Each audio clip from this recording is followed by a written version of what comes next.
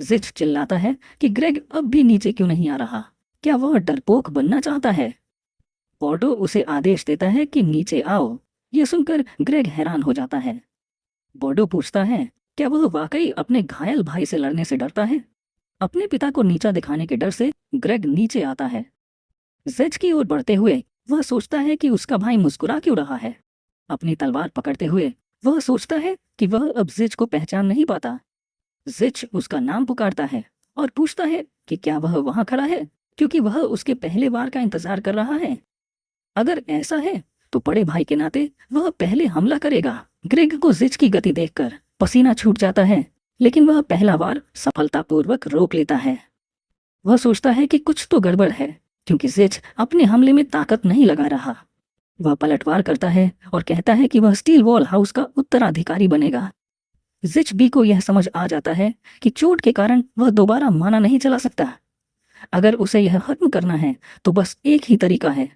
वह जोर से हंसता है और देखते हैं कि जमीन पर स्ट्रॉबेरी जूस जैसी तरलता गिरती है, उसका ही खून। वह ग्रेग की तलवार को नंगे हाथों से पकड़ लेता है और पूछता है कि क्या उसने मार्च ऑफ डेथ के बारे में सुना है। अपनी शक्ति एक्टिवेट कर वो एक ही हाथ से ग्रेग की तलवार तोड़ देता है। ग्रेग स्तब्ध रह जाता है।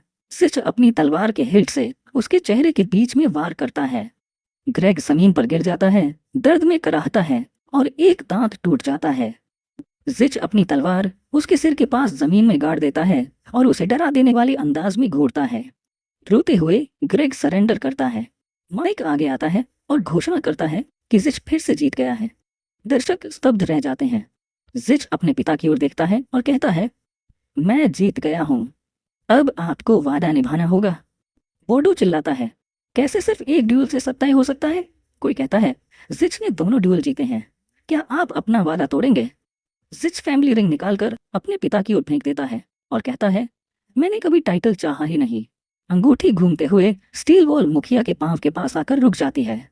फ्लोरल अपने पति से शांति बनाए रखने की प्रार्थना करती है, लेकिन बॉर्डो चिल्लाता है, इस बर्ताव का मतलब क्या है? जिच घोषणा करता है कि वह अब से इस परिवार को छोड़ रहा है। कोई ग्रेग को उठाकर ले जाता है। जिच उससे कहता है, याद रखना, जीतने के लिए मौत से डरना नहीं चाहिए, खासकर जब स्टील वॉल काउंटी की सीमाएं खतरे में हों। ग्रेग पीछे मुड़कर नहीं देखता। हमारा बॉय नौकर से एक पोशन लेकर पीता है। दवा पीने के बाद उसकी चोटें ठीक होने लगती हैं। वह प्रार्थना करता है कि हाउस स्टील वॉल इस दिन को कभी न भूले। बाद में मैंशन के गेट के बाहर जिच जाने की तैयारी करता है, लेकिन पहले वह हंस पर कोई चाल चलाना चाहता है। जब वो कुछ अपनी ओर आते हुए देखता है तो उसकी आंखें चौड़ी हो जाती हैं। हम कुछ घंटे पहले लौटते हैं, जब लड़का कपड़ों की टोकरी लेकर हॉलवे में गुनगुनाता हुआ जा रहा था। तभी उसे जिच रोक लेते हैं। अंधेरा होने की वजह से हंस पूछता है कि कौन है, और जैसे ही वह मेन कैरेक्टर को देखता है घबरा जाता है, लेकिन जिच कहता है कि वह उसे अपना नौकर स्वीकार करेगा और अगर उसने मना किया तो वहीं पर उसे खत्म कर देगा। कोई रास्ता न बचने पर वह युवक कहता है कि वह उसके साथ जाएगा। वर्तमान में हम देखते हैं कि जो चीज नौकर को लगी वह मेन कैरेक्टर जिच की सूटकेस थी, जो उसे उसका सामान उठाने का आदेश देता है। जैसे ही वे चलना शुरू करते हैं, जिच सोचता है कि वह विश्वास नहीं कर पा रहा कि वह उस नौकर को माफ कर रहा है जिसने उसका अपमान किया, सिर्फ इसीलिए क्योंकि वह बहुत दयालु है। हंस को देखकर वह सोचता है कि यह लड़का उपयोगी साबित होगा, लेकिन पहले उसकी स्टेमिना बढ़ानी होगी और उसे ट्रेनिंग देनी होगी। जोर से वह कहता है कि अब से उसे सिर्फ लॉर्ड जिच बुलाया जाए। फिर लड़का पूछता है कि योजना क्या है, लेकिन डीमन लॉर्ड कहता है कि अभी कुछ तय नहीं है, बस यह कि पहली मंजिल पोर्टी टेरिटरी होगी। उसके बाद वे वहां जाएंगे जहां जीवन ले जाएगा, क्योंकि अब वह एक अच्छा इंसान बनने की कोशिश करेगा। कुछ समय बाद जब वे घर से दूर होते हैं, हंस मेन कैरेक्टर का ध्यान खींचता है और कहता है कि यह वो रास्ता नहीं है जिससे लोग आमतौर पर जाते हैं। जिच कहता है कि उसे पता है, लेकिन असली रास्ता बहुत घुमावदार है, जबकि सीधी रेखा में चलना ज्यादा आसान है। लड़का कहता है कि उन इलाकों में मॉन्स्टर्स घूमते हैं, लेकिन हमारा बॉय कहता है कि वे जानबूझकर इसी रास्ते आए हैं, जिससे उसका नौकर ठंडे पसीने में भीग जाता है। अचानक एक आवाज़ सुनाई देती है, जिससे सुनहरे बालों वाले लड़के का ध्यान भटकता है और वह खुद को समझाने लगता है कि उसने कुछ गलत सुना है। दोनों जंगल में थोड़ा और आगे बढ़ते हैं। हंस डर के मारे पागल हो रहा है और जल्दी से जल्दी वहां से निकल जाना चाहता है। तभी जिच उसे पुकारता है, जिससे वह विचारों से बाहर आता है। हाथ में तलवार देते हुए मेन कैरेक्टर कहता है कि अब समय आ गया है कि वह अपनी स्किल्स को आजमाए। वह समझ नहीं पाता और पूछता है कि वह क्या कह रहा है, लेकिन हमारा बॉय बस कहता है कि पीछे मुड़कर देखो। जैसे ही वह पीछे मुड़ता है, वह तुरंत डर जाता है, क्योंकि झाड़ियों के बीच एक लाल आंखों वाला प्राणी घात लगाए बैठा होता है। वह एक गॉब्लिन होता है जो लड़कों को देखकर मुस्कुराता है, जिससे हंस की टांगें कांपने लगती हैं। डर के मारे लड़का कहता है कि वह तलवार चलाना नहीं जानता और क्या वह कोई बड़ी हथियार ले सकता है। जिच उसे डांटते हुए कहता है कि रोना बंद करो, वरना लात खाओगे, और शायद वही उसके लिए अच्छा होगा। सारी बातों से परेशान होकर क्रीचर हमला करने के लिए कूदता है, जिससे नौकर चीखते हुए इधर उधर दौड़ने लगता है, जबकि वो गॉब्लिन काफी छोटा होता है। हमारा बॉय सोचता है कि यह काम उससे ज्यादा मेहनत वाला निकला। अचानक गॉब्लिन उसकी ओर मुड़ता है, लेकिन हमला करने से पहले ही लड़का उस पर वार करता है और उसे जोर से पीछे फेंक देता है। हम देखते हैं कि मॉन्स्टर और हांस दोनों जमीन पर पड़े हुए हैं। खड़े होकर सुनहरे बालों वाला लड़का चिल्लाते हुए पूछता है कि वह उसके साथ ऐसा क्यों कर रहा है, और वह जवाब देता है कि क्योंकि लड़का कमजोर है, इसलिए अगर वह सिर्फ बोझ है तो वह उसका नौकर नहीं हो सकता। उसे हीलिंग पोशन देते हुए जिच कहता है कि उसे खुद को बचाने के लिए ट्रेनिंग लेनी होगी, और चेतावनी देता है कि गॉब्लिन सिर्फ बेहोश हुआ है, वह जल्द ही जाग जाएगा। थोड़ा समय बीत जाता है और हम देखते हैं जमीन पर कई खाली पोशन की बोतलें पड़ी हैं। इस बार हंस खड़ा है, तलवार को योद्धा की तरह पकड़े हुए, और छोटे मॉन्स्टर का सामना करने के लिए तैयार है। पहले से ज्यादा आत्मविश्वास से भरा, वह तेजी से आगे बढ़ता है, जिससे गॉब्लिन उसकी एटीट्यूड देखकर मुस्कुराता है, लेकिन उसकी गलती होती है क्योंकि वह हमला रोकते हुए लड़के पर क्लब से वार करता है। नाराज होकर नौकर क्रीचर की लाल आंखों में घूरता है, जो अपनी मुस्कान के साथ दांत भी दिखा रहा होता है। कुछ सुधार दिखाते हुए लड़का एजिलिटी और प्रिसीजन के साथ दुश्मन के वार से बच जाता है। जिच अपनी आंखें चौड़ी कर लेता है, यह देखकर कि लड़का भले ही नौसिखिया हो, उसमें कुछ टैलेंट जरूर है। गॉब्लिन गलत दिशा में देखता रहता है, उसे समझ ही नहीं आता कि लड़का कहाँ गया। तभी हांस उसके पीछे प्रकट होता है, आंखों में खून, और तलवार को सीधे मॉन्स्टर के सिर के बीचों बीच घुसेड़ देता है। अपने दुश्मन को गिरते देख लड़का भारी सांस लेता है, फिर अपने हाथों को देखकर सोचता है कि क्या उसने वाकई जीत हासिल कर ली है। जब उसे लगता है कि उसने जीत ली है, तो वह खुशी से उछलने और चिल्लाने लगता है, खुद को चैंपियन जैसा महसूस करता है। पास आकर जिच उसे एक और पोशन बॉटल देता है और कहता है कि लड़के ने उसकी उम्मीदों से कहीं बेहतर प्रदर्शन किया। मुस्कुराते हुए वह कहता है कि यह सब उसी की बदौलत हुआ है। अचानक सुनहरे बालों वाले लड़के का ध्यान कुछ और तरफ जाता है और वह दवा की बोतल जमीन पर गिरा देता है। फिर वह हमारे बॉय से कहता है कि वह एक बार उस दिशा में देखे। हम देखते हैं कि एक हॉर्ड ऑफ मॉन्स्टर्स बहुत गुस्से में उनकी ओर आ रही है। वे और भी गॉब्लिन्स हैं जो लगातार गुर्रा रहे हैं। हमारा बॉय उन्हें ठंडे मन से देखता है, जबकि उसका नौकर फिर से पसीने में भीगने लगता है। कुछ छोटे कदम आगे बढ़ाकर जिच झुकता है और कुछ पत्थर उठाकर उन मॉन्स्टर्स की तरफ फेंक देता है, जिससे हांस और भी ज्यादा घबरा जाता है। पत्थर सीधे गॉब्लिन्स के सिर पर लगते हैं और वे पहले से भी ज्यादा गुस्से में आ जाते हैं, लेकिन जिच बिना किसी प्रतिक्रिया के खड़ा रहता है। हांस की तरफ देखकर वह पूछता है कि वह इतना हैरान क्यों है, जब लड़ाई अभी तो शुरू हुई है। उत्सुक होकर लड़का पूछता है कि वह क्या कह रहा है, लेकिन उसका मास्टर बस कहता है, पीछे देखो। जैसे ही वह पीछे देखता है, वह पूरी तरह से पीला पड़ जाता है, क्योंकि वहां पर विशाल ऑर्क्स खड़े होते हैं। लेकिन हमारा बॉय कहता है कि चिंता मत करो, क्योंकि हमारे पास बहुत सारी पोशंस हैं। जल्दी ही रात हो जाती है और आसमान में तारे चमकने लगते हैं।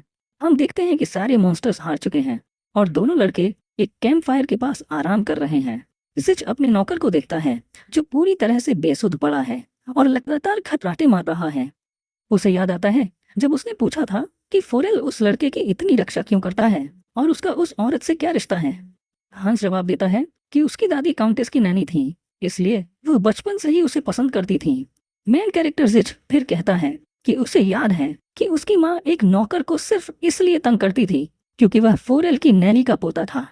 लड़का शर्मिंदा और जिज्ञासु हो जाता है और हमारा बॉय पूछता है कि वह उसकी दिवंगत माँ के बारे में क्या सोचता है। वह जवाब देता है कि वह एक अच्छी महिला थी, उन्होंने सभी नौकरों का बहुत अच्छे से ख्याल रखा और हमेशा काउंट का सम्मान किया। वह सभी के प्रति बहुत दयालु और गर्मजोश थी। वर्तमान में लौटते हुए जिच हांस के झूठ का विश्लेषण करता है और महसूस करता है कि घर में कोई उसे पसंद नहीं करता था, सिर्फ उसकी माँ की वजह से। यह सोचकर कि उसने सबके साथ कैसा व्यवहार किया, जिच को फुरेल और ग्रेग के लिए थोड़ा बुरा लगता है, जबकि यह उसकी गलती नहीं थी।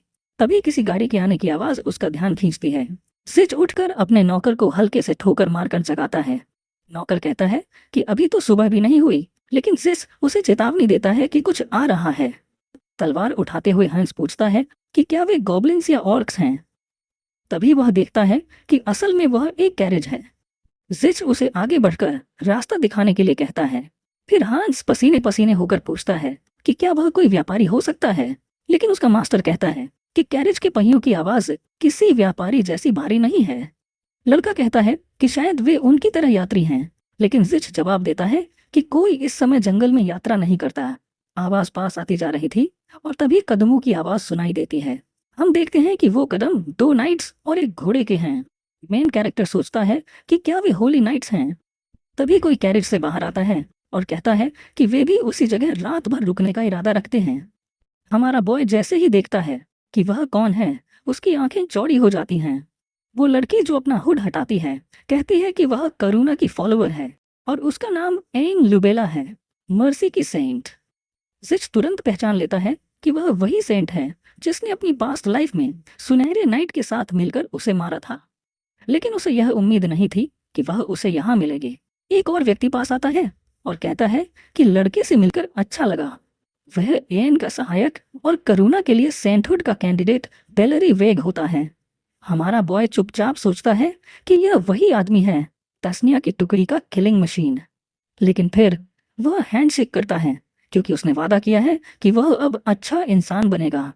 जिच मुस्कुराते हुए कहता है कि उनके पास सबके लिए टेंट लगाने की पर्याप्त जगह है और बेलरी उसे धन्यवाद देता है। हांस की ओर देखकर मेन कैरेक्टर कहता है कि उसे भी उनका अभिवादन करना चाहिए। पल भर में हंस लड़की के पैरों में घुटनों के बल बैठ जाता है और खुद को असली चापलूस साबित करता है। जल्द ही नए आए सैनिक बड़ा टेंट लगाने लगते हैं। एक आदमी किसी से खंभा पकड़ने के लिए कहता है। एन आगे बढ़ती है, लेकिन हांस उसे रोकता है और मुस्कान के साथ कहता है कि वह यह करेगा। एन केवल धन्यवाद कहती है और पीछे हट जाती है। हांस मदद करने में जुट जाता है, जबकि वह बाकी सैनिकों के मुकाबले छोटा है। जिच मुस्कुराते हुए सोचता है कि उसका नौकर वास्तव में बहुत उत्साहित है, और ऐसा होना समझ में आता है क्योंकि एन बेहद खूबसूरत है और ग्लेंजिनाइड कभी भी अपनी टीम के लिए बदसूरत औरतों को नहीं चुनता। तभी एक कोमल आवाज उसे उसकी सोच से बाहर निकालती है। एन उससे पूछती है कि क्या वह उसके पास बैठ सकती है। मेन कैरेक्टर हाँ कहता है और वह उसका धन्यवाद करती है कि उसने उन्हें वहां रुकने दिया। विनम्रता से जिच कहता है कि इसमें कोई बड़ी बात नहीं थी, लेकिन उसके चेहरे पर थोड़ी असहजता दिखती है क्योंकि वह उसके बहुत पास आ जाती है। लड़की उसे देखती है और महसूस करती है कि वह कुछ कहने वाला है। जैसा कि उम्मीद थी, जिच पूछता है कि वह यहाँ क्या कर रही है। वह जवाब देती है कि वह सिर्फ यात्रा कर रही है और जहाँ भी कोई पीड़ित दिखता है वहाँ वह प्रार्थना करती है। हमारा बॉय कहता है कि वह अच्छा कार्य कर रही है, लेकिन एन कहती है कि वह तो बस करुणा की अनुयायी होने का अपना कर्तव्य निभा रही है। फिर वह पूछती है कि वह यहाँ क्या कर रहा है। हमारा बॉय कहता है कि वह अच्छा इंसान बनने का तरीका ढूंढ रहा है। अचानक उसके दिमाग में एक विचार आता है और वह एन से पूछता है, अच्छा इंसान बनने के लिए क्या करना चाहिए। लड़की थोड़ी हैरान होती है, लेकिन लड़का कहता है कि वह शायद इस सवाल के लिए सबसे सही इंसान है। थोड़ा सोचने के बाद सेंट कहती है कि अच्छा और दयालु इंसान बनने के कई तरीके होते हैं। फिर वह पूछती है कि क्या उस लड़के के पास कोई खास शक्ति है। वह जवाब देता है कि उसमें शारीरिक ताकत बहुत ज्यादा है। एन कहती है कि वह उस ताकत का उपयोग जरूरतमंद लोगों की मदद के लिए कर सकता है। आत्मविश्वास से भरे जिच कहता है कि वह कल से ऐसे ही लोगों की तलाश शुरू करेगा। अगले दिन सब शहर घूमने निकलते हैं। एन के साथ चलते हुए बेलरी कहता है कि सभी दुकानें अभी निर्माणाधीन लग रही हैं और वह सहमत होती है। बेलरी बताता है कि उसे करुणा से एक आदेश मिला है जिसे उसे पूरा करना है। एन उसे शुभकामनाएं देती है और बेलरी कहता है कि वह अपना ख्याल रखे। लेकिन थोड़ी देर बाद कहीं और एन परेशान लगती है। जब वह एक संकरी गली में जाती है तो वह कहती है कि उसने वहां से किसी की चीख सुनी है। उसके नाइट्स कहते हैं कि वे जांच करेंगे। तभी एन कुछ ऐसा देखती है जो उसे चौंका देता है। वह देखती है कि एक लड़के को मारा जा रहा है और कुछ लोग सिर्फ तमाशा देख रहे हैं। एक नाइट आकर हमलावर को रुकने को कहता है, लेकिन सेंट के मन में बस यही सवाल घूमता है, क्या जिच ऐसा करने वाला इंसान हो सकता है? हंगामे के बाद एन और जिच की बात होती है। वह कहती है कि उसने उसे जरूरतमंद लोगों की मदद करने को कहा था, लेकिन वह ट्रबल मेकर्स की मदद करने क्यों गया? मेन कैरेक्टर जवाब देता है कि उसने ऐसा इसलिए किया क्योंकि उसे लगा कि वे लोग सुधार की जरूरत में हैं। लड़की आदेश देती है कि अब से वह सिर्फ असहाय लोगों की मदद करेगा और कभी भी शारीरिक बल का दुरुपयोग नहीं करेगा, और उसकी शुरुआत उसे माफी मांगने से करनी होगी जिसे उसने मारा था। टेबल पर बैठे लड़के का चेहरा सूझा हुआ है, लेकिन वह कहता है कि वह ठीक है। अपना परिचय देते हुए वह लड़का कहता है कि उसका नाम सून है और वह एन का बहुत आभारी है कि उसने उसकी जान बचाई। उत्सुक होकर लड़की पूछती है कि उसे क्यों मारा जा रहा था और क्या जिच और बाकी लड़के उसकी दुकान छीनने की कोशिश कर रहे थे। वह पुष्टि करता है कि साइरन कॉरपोरेशन नाम का एक समूह लोगों को रिश्वत देकर, यहाँ तक कि मेयर को भी अपने मुताबिक काम करवाता है। उसकी दुकान भले ही पुरानी दिखती हो, लेकिन वह उसके दादा और पिता की यादों से भरी है। जब उसने जगह छोड़ने से इनकार किया तो वे हिंसक हो गए। अब वह नहीं जानता कि क्या करे। एन कहती है कि अब उसे चिंता करने की जरूरत नहीं, क्योंकि वह तुरंत पोर्टी के मेयर से मिलकर स्थिति को सुलझा लेगी। उसके एक नाइट चेतावनी देता है कि करुमिन के अनुयायियों को राजनीति में शामिल नहीं होना चाहिए, लेकिन एन कहती है कि एक करुणा अनुयायी होने के नाते वह इसे नजरअंदाज नहीं कर सकती और सब कुछ सुलझाने का वादा करती है। वह तेजी से वहां से निकलती है और उसके गार्ड उसके पीछे दौड़ते हैं ताकि उसके साथ जा सकें, जबकि जिच को महसूस होता है कि कुछ गलत होने वाला है। अगले दिन शहर में घूमते हुए हांस पूछता है कि मेन कैरेक्टर क्या सोच रहा है। वह जवाब देता है कि वह उस संत की बातों के बारे में सोच रहा है जिसने कमजोरों की मदद करने की बात कही थी, क्योंकि उसे लगता है कि वह खुद भी उस बात को सही से नहीं समझती। अपने सेवक के गाल खींचते हुए वह कहता है कि वह इस बात को लेकर भी चिंतित है कि वह लड़की अभी तक कैंप में वापस नहीं आई है। अचानक दोनों लड़के एक दीवार पर लगे नोटिस को देखने वाले लोगों के झुंड को देखते हैं। जिज्ञासावश वे पास जाते हैं और लोगों को यह कहते सुनते हैं कि पोस्टर में दिखाया गया व्यक्ति डिप्टी मेयर का हत्यारा है। जिज की आंखें चौड़ी हो जाती हैं क्योंकि पोस्टर में बनी तस्वीर एंस की है। हांस ये देखकर हैरान रह जाता है, जबकि जिज को यकीन है कि कुछ गड़बड़ है। लोग कह रहे होते हैं कि उन्होंने सुना है कि वह लड़की करुणा की एक डायन है और शहर पर उसके श्राप के कारण अराजकता फैल गई है, इसलिए रात के समय घर में छिपना ही बेहतर होगा। हर कोई डर के मारे भागने लगता है और खुद को अपने घरों में बंद कर लेता है। चिंतित सेवक मेन कैरेक्टर से पूछता है कि उसे क्या लगता है कि क्या हुआ है।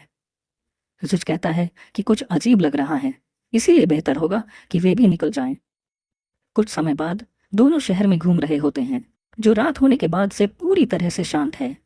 जिस याद करने की कोशिश करता है कि क्या उसके पिछले जीवन में कुछ ऐसा हुआ था, लेकिन उसे पोर्टी पर किसी श्राप या एंस द्वारा किसी की हत्या की कोई याद नहीं आती। उसका संदेह यह है कि क्या घटनाएं इसलिए बदल गई हैं क्योंकि उसने इस जीवन में संत से मुलाकात की। अचानक उसका सेवक ध्यान दिलाता है कि कोई उनका पीछा कर रहा है। एक टांग जो इंसानी नहीं लगती पास आती है